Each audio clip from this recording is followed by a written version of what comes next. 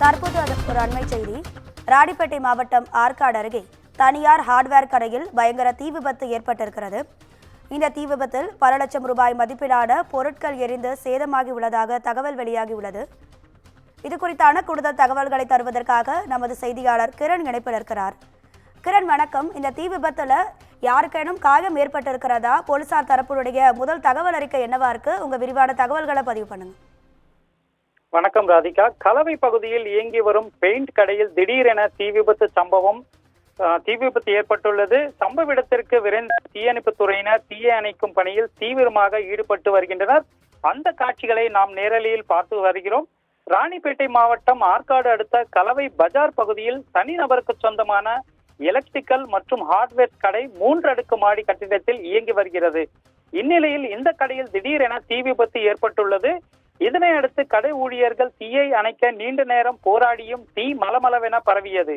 மேலும் கடை முழுவதும் தீ எளிதில் பற்றக்கூடிய தின்னர், பெயிண்ட் உள்ளிட்ட பொருட்கள் என்பதால் தீ பரவி கடை முழுவதும் எரிய தொடங்கியது. இதனை அடுத்து தகவலின் பெயரில் சம்பவ இடத்திற்கு விரைந்து வந்த ஆற்காடு மற்றும் கலவை தீயணைப்பு துறையினர் தீயை அணைக்க தீவிரமாக முயற்சி மேற்கொண்டு வருகின்றனர். அந்த காட்சிகளை நாம் நேரலையில் தற்போது பார்த்து வருகிறோம். மேலும் இந்த தீ விபத்தினால் கரும்புகை அப்பகுதி முழுவதும் வானை எட்டும் அளவிற்கு சூழ்ந்து காணப்படுகிறது. மேலும் தீயானது அருகில் உள்ள கடைகளுக்கு பரவாமல் இருக்கும் வகையில் தீயணைப்பு துறையினர் முன்னெச்சரிக்கை நடவடிக்கைகளை மேற்கொண்டு வருகின்றனர். இந்த தீ விபத்தின் காரணமாக கடையில் உள்ள பல லட்சம் மதிப்பிலான பொருட்கள் சேதமடைந்துள்ளதாக கூறப்படுகிறது.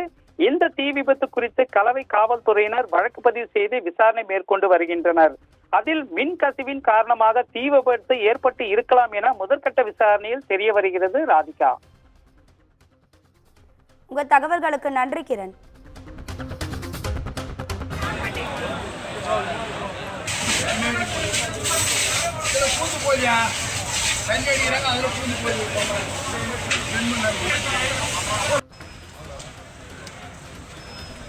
வண்டி வருதா? இல்ல